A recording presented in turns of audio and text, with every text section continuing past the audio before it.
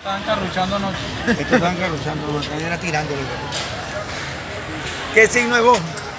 Escorpión. Búscale, Panchito, una cartica, una respuesta y un dije, Panchito, del signo escorpión aquí para el patrón. Agarre la cartica duro con energía, la cartica. Poneme cuidado. Dale, Panchito, la respuestica de escorpión aquí al patrón. Búscala ahí, dásela la L en la manito para que la suerte lo acompañe, lo ayude y lo cuide. Agarre la duro con energía, que eso la lila guarda para vos.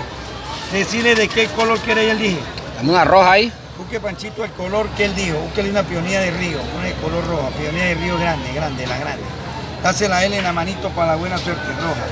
Agarre, Panchito, de aquí 3 bolos que le va a dar el patrón. 3 bolívares. Ya va, Pachito.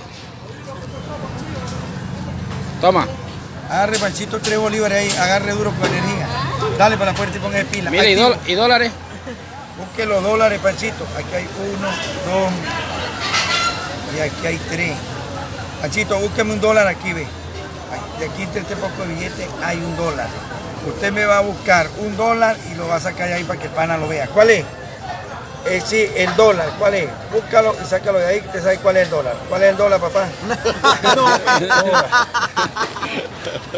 Activo.